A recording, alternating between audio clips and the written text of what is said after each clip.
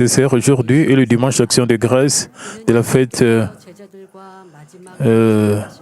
des semaines et après les sermons, nous célébrons la Sainte Seine. C'est là où tu observais conformément aux paroles du Seigneur qui, lorsqu'il partageait la dernière scène avec ses disciples, leur donna du pain, du vin et leur dit de se souvenir de son corps et de son sang. Sur quoi donc devons-nous réfléchir et de quoi devons-nous nous souvenir au travers de la Sainte Seine?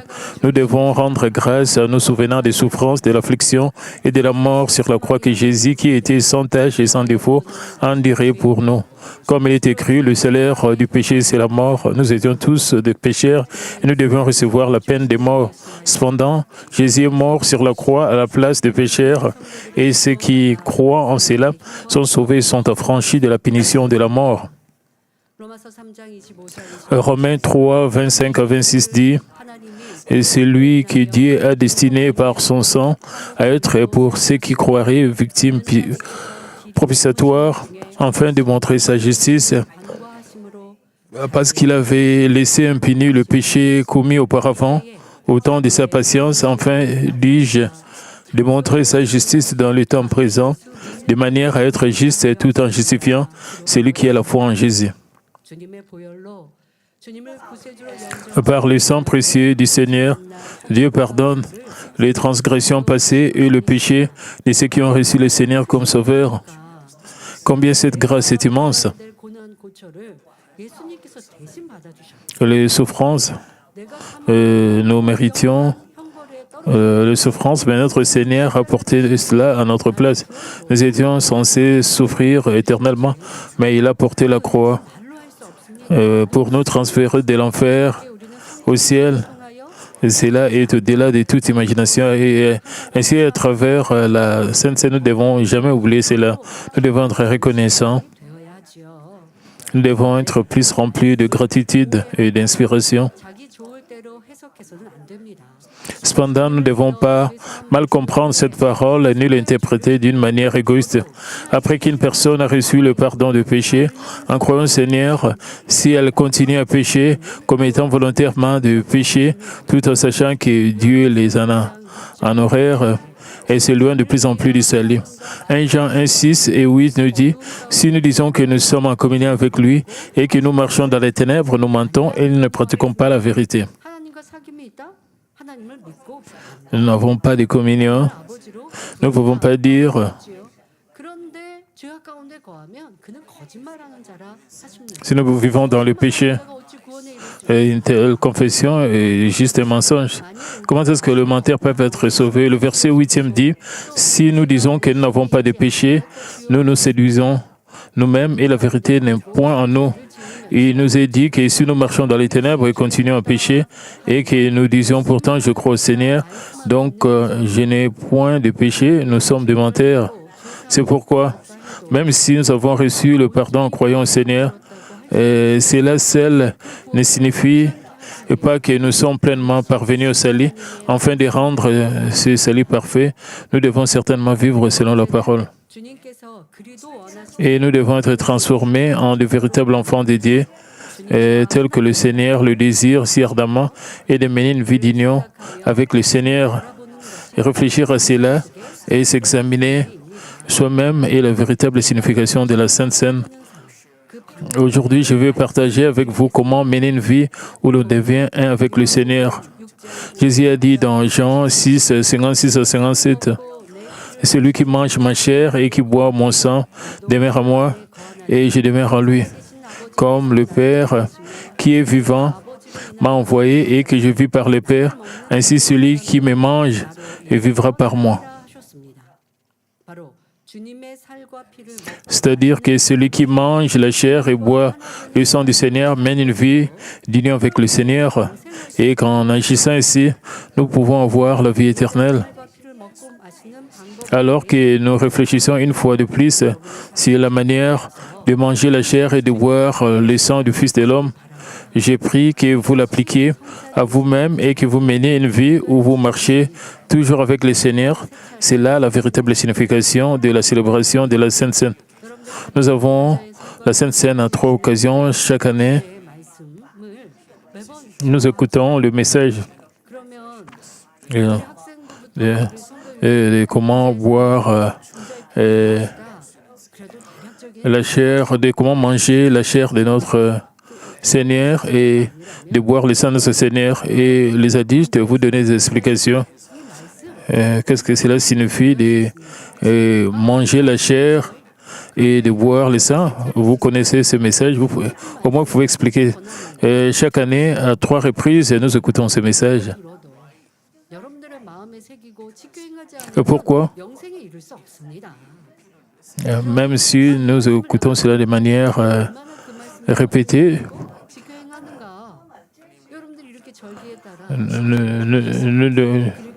nous devons examiner combien nous gardons la parole. Nous devons nous examiner et prendre la décision et pratiquer la parole de Dieu.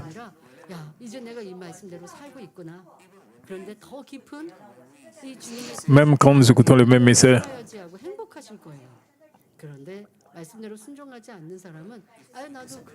Mais si nous désobéissons, nous allons juste penser, je connais ce message.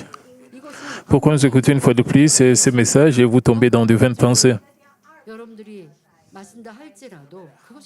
Et peu importe combien de fois vous mangez et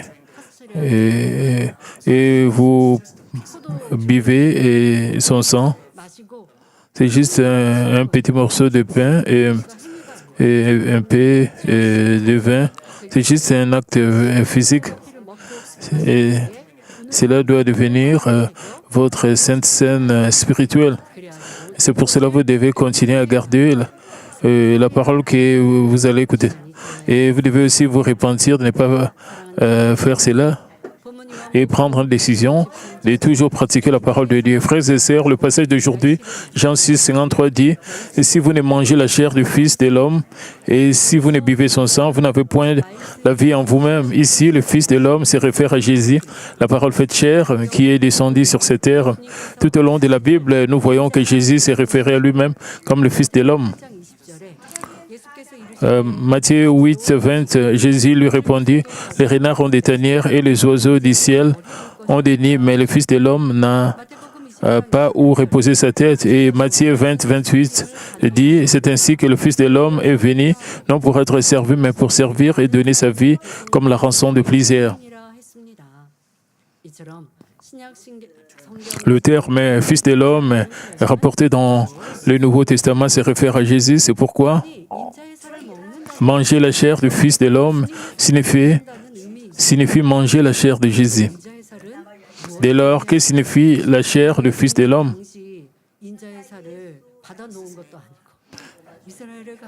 Est-ce que cela signifie que nous devons manger la chair et la peau de Jésus? Est-ce que nous devons couper la chair de son corps? Non. Si vous comprenez cela de manière littérale,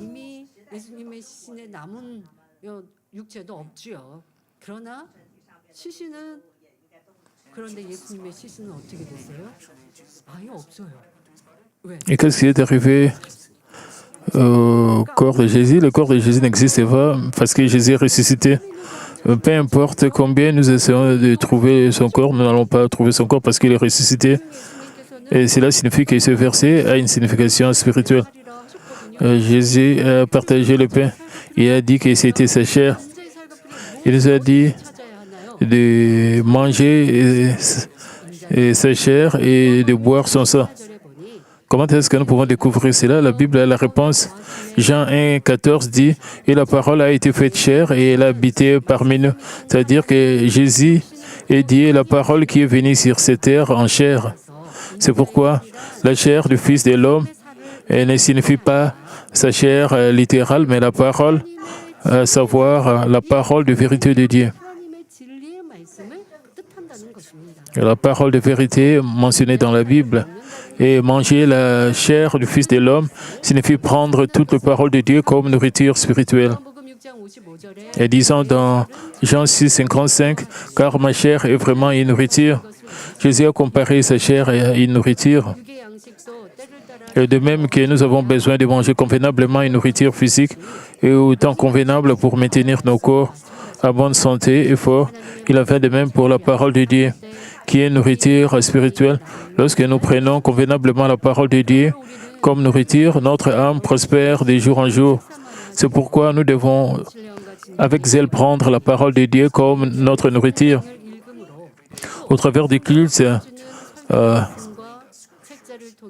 en esprit et en vérité, en lisant la Bible chaque jour et par les sermons, les enseignements qui expliquent la nourriture, nous pouvons la prendre comme notre nourriture. Dans cette parole se trouve le chemin du ciel et le sentier pour recevoir les exaucements et les bénédictions. Et reconnaissant cela, j'espère que vous mettrez toujours votre plaisir à faire de la parole de Dieu votre pain spirituel. Vous pouvez penser, parce que vous écoutez le message, que je suis en train de bien manger sa chair. Vous ne devez pas penser, même si vous écoutez le message, vous pouvez examiner.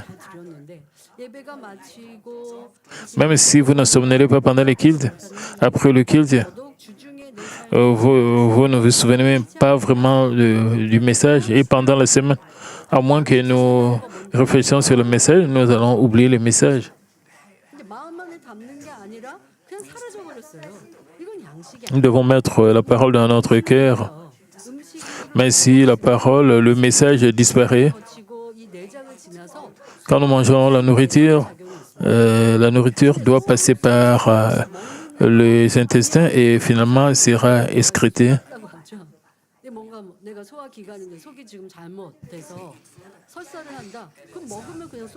Et si la nourriture que nous mangeons n'est pas digérée,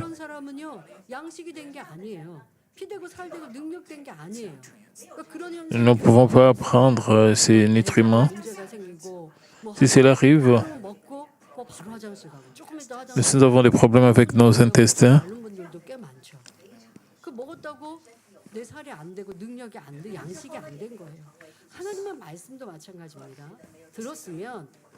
C'est la même chose avec la parole de Dieu. Une fois que nous écoutons la parole de Dieu, nous devons réaliser cela, mettre cela dans notre cœur. Nous devons aussi montrer des actes. Quand nous devons mettre la parole dans notre cœur,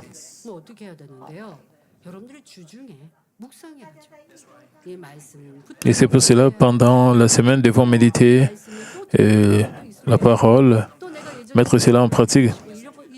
Il y a encore des gens qui écoutent le message à plusieurs reprises.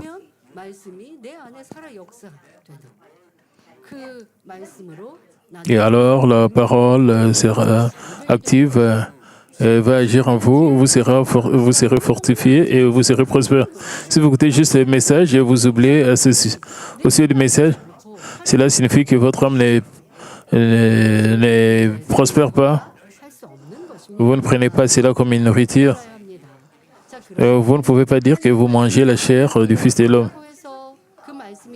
Cependant, le simple fait d'entendre beaucoup la parole de Dieu et de la connaître ne signifie pas qu'elle est devenue une nourriture pour vous.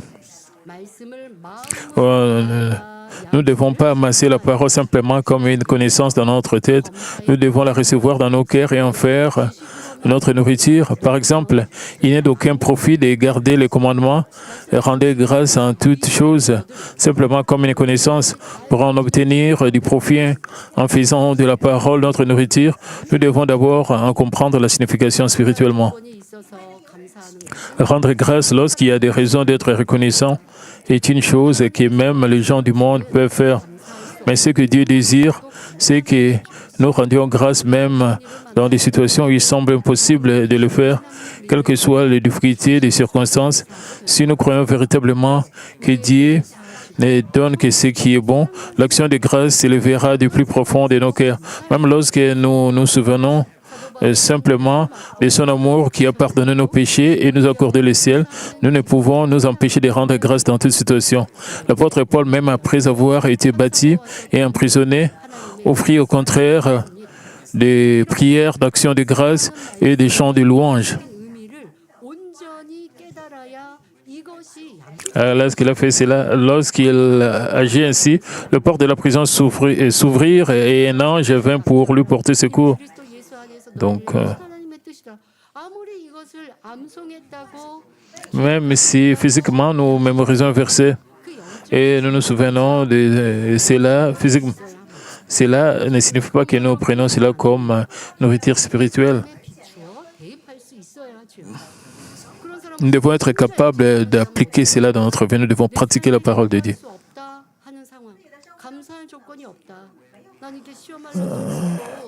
Même si nous n'avons pas de raisons d'action de grâce, même quand nous nous découvrons dans des épreuves, dans des tribulations,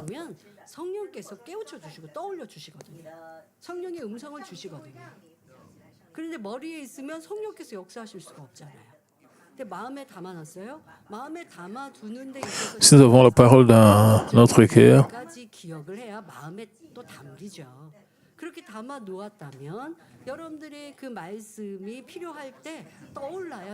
une fois que nous avons la parole dans notre cœur, nous allons nous souvenir de cela. Cela signifie que nous prenons la parole comme nourriture spirituelle. De cette manière, c'est seulement lorsque nous comprenons pleinement la signification de rendre grâce que cela devient notre nourriture spirituelle. Et nous devons être capables de l'appliquer à nos propres vies.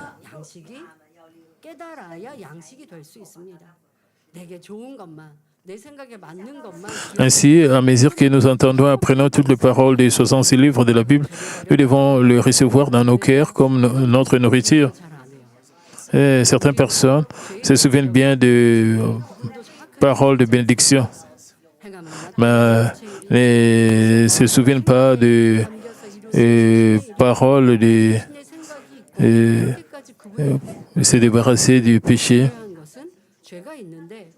Dans cette église, nous pointons du doigt aussi le péché. Et nous avons appris aussi, il y a des péchés qui mènent à la mort qui ne peuvent être pardonnés.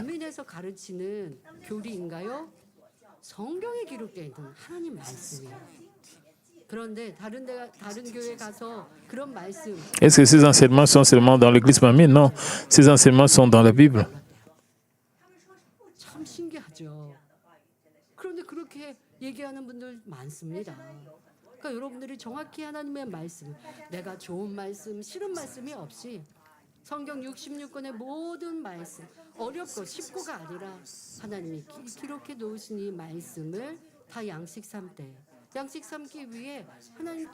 Donc, comme je le disais ainsi, à mesure que nous entendons et apprenons toutes les paroles des 66 livres de la Bible, nous devons les recevoir dans nos cœurs comme notre nourriture.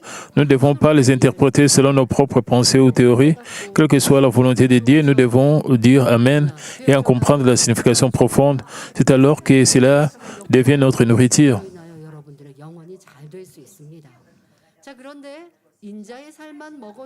Et cependant, nous ne devons pas seulement manger la chair du Fils de l'homme, nous devons aussi boire son sang. Dès lors, que signifie boire le sang du Fils de l'homme? Même lorsqu'un homme mange une nourriture physique, donc l'humidité est nécessaire pour que le nutriment soit digéré. Il en est de même spirituellement. Lorsque nous mangeons la chair et du Fils de l'homme, nous devons aussi boire son sang.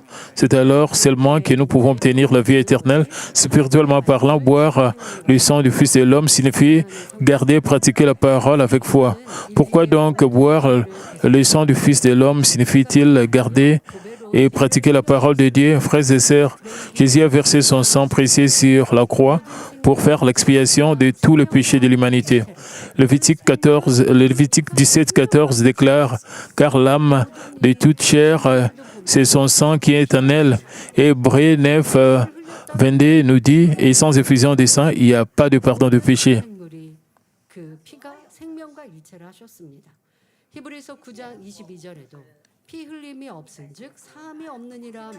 C'est pourquoi, selon la loi du monde spirituel, Jésus a été crucifié et a versé son sang pour pardonner nos péchés et nous accorder le salut.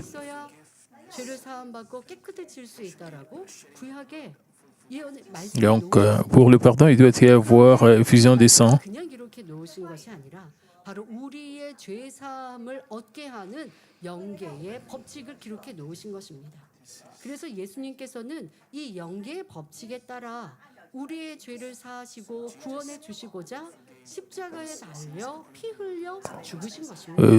Jésus a pardonné le péché des gens. Il y a plusieurs manières d'affronter la mort, de faire face à la mort. Et la sentence de mort a été abolie dans plusieurs pays, mais dans le passé, cela existait. La peine de mort.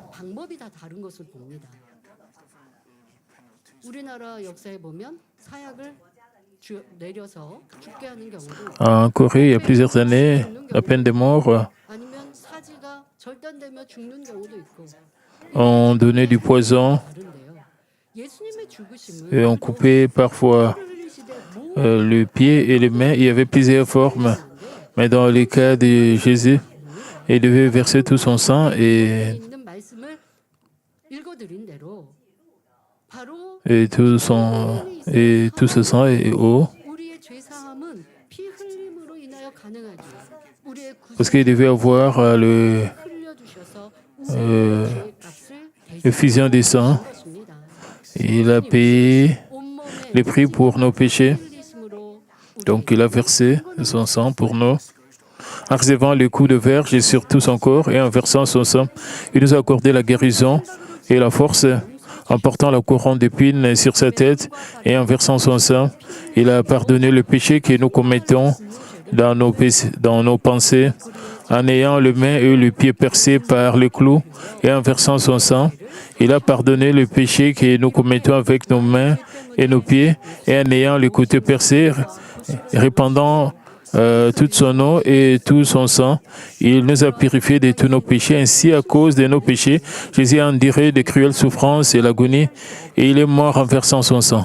Si nous croyons véritablement à cet amour et à ce sacrifice du plus profond de nos cœurs, nous ne pouvons plus vivre dans le péché. Puisque nous croyons dans nos cœurs que nous avons été pardonnés par le sang de Jésus, nous ne pouvons plus pécher de nouveau. C'est pourquoi nous vivons selon la parole de Dieu. C'est là ce que signifie boire le sang du Fils de l'homme. Et boire son sang, cela semble bizarre. Pourquoi?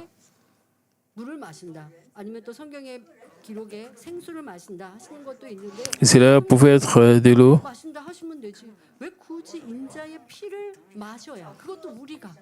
Et pourquoi nous devons boire le sang du Fils de l'homme? 죄사함을 받는 것을 말씀하시는데 이는 인자의 피를 마신다는 건 그냥 예수 그리스도를 믿었다가 아니라 예수 그리스도의 보혈을 믿으니 그 말씀대로 지켜 행하는 것, 이것이 인자의 피를 마신다는 거예요. 보통은 우리가 주님의 보혈로 구원받습니다. Boire son sang. Nous disons que nous sommes sauvés par le sang précieux du Seigneur. Oui, c'est vrai. Il a été crucifié, il est ressuscité. Et la Bible dit que nous sommes sauvés, mais ce n'est pas la fin.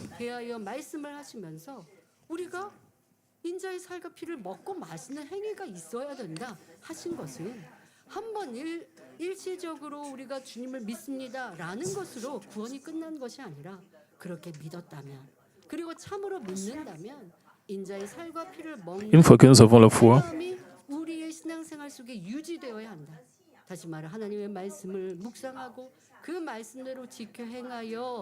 nous devons méditer la parole et agir en conséquence et nous éloigner du péché, c'est ça.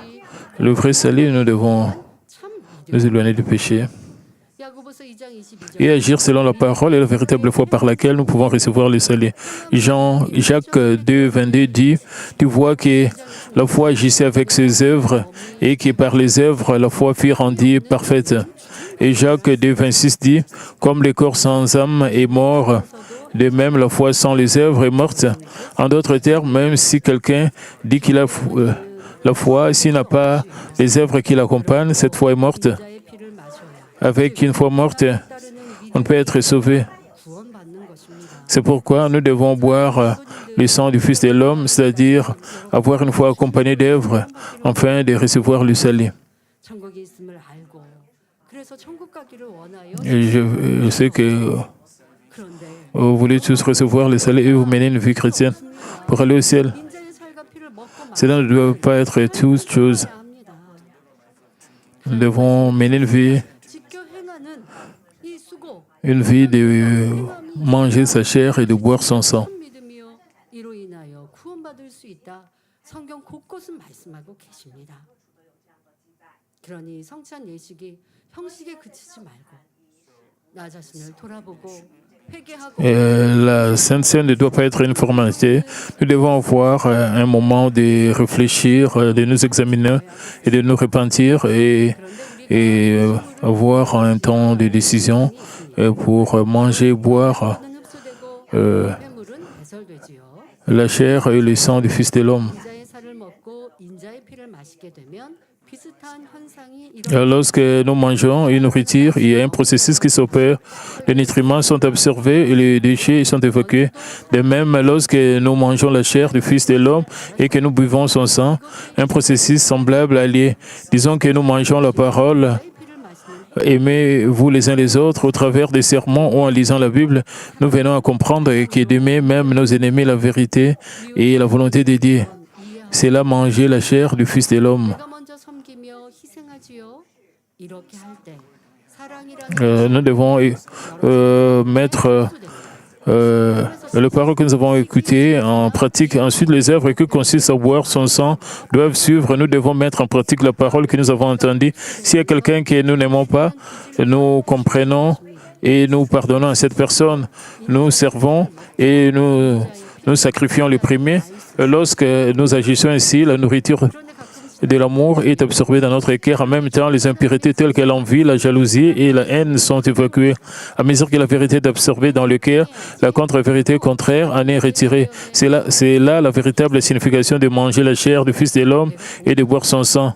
En mangeant sa chair et en buvant son sang, de cette manière, nous pouvons ultimement ressembler au Seigneur. 진짜 이렇게 이 말씀 사랑이라는 말씀이 내게 양식되고 생명되었다면 노폐물이 빠져나가는 현상도 일어나야 돼요. 그런데 이상하게 미움시기 질투는 여전히 가지면서 선의 행함은 Mais certaines personnes ont encore l'envie et la jalousie. 문제가 있는 것이죠. 그러면 선의 행함은 언제 행했느냐? 내가 하고 싶은 사람한테만 하는 거예요. 어떤 분들은 내가 가정 안에 내 가족 식구는 아주 생명까지 희생합니다. Et certaines personnes 자녀를 위해 sont très gentilles aux membres de leur famille. 그럴까요?